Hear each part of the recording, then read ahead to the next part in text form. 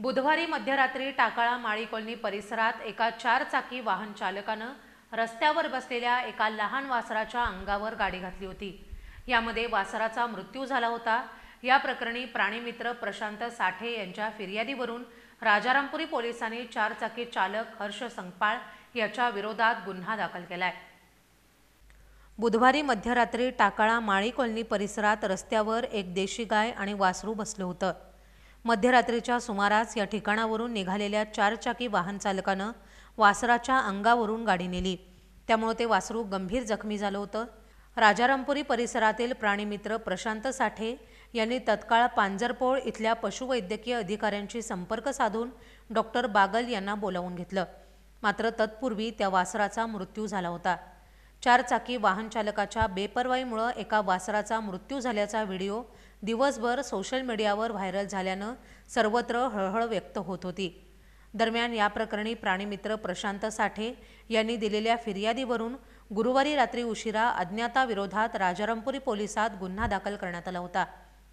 दरम्यान आज राजारामपुरी पोलिसांनी या प्रकरणी वासराच्या मृत्यूस कारणीभूत ठरलेल्या वाहन चालकाचा शोध घेऊन त्याला ताब्यात घेऊन कायदेशीर कारवाई केली।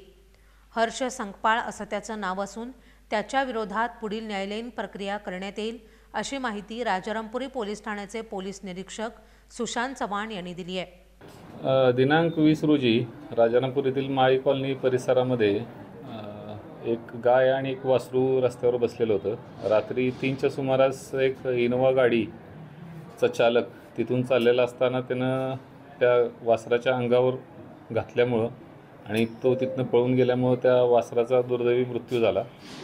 सदरबाबत क्लिप सोशल मीडियावर मोठ्या प्रमाणावर प्रसारित झाली। त्याचा आम्ही गांभीर्याने दखल घेऊन राजारामपुरी पोलिसांनी तात्काळ त्या आरोपीचा शोध घेतला।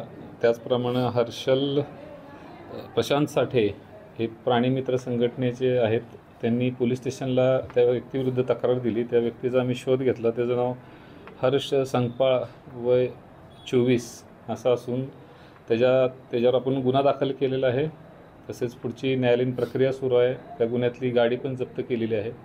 लवकरात लवकरच त्याच्याविरोधात आपण दोषारोपपत्र पण दाखल करीत आहोत। दरम्यान आज दुपारी कोल्हापुरातील गोरक्षक प्राणीमित्र चांगलेच आक्रमक झाले होते।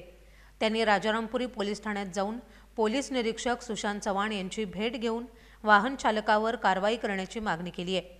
पोलिसांनी कारवाई सुरू असल्याचं सांगितल्यानंतर गोरक्षक तिथून परतले।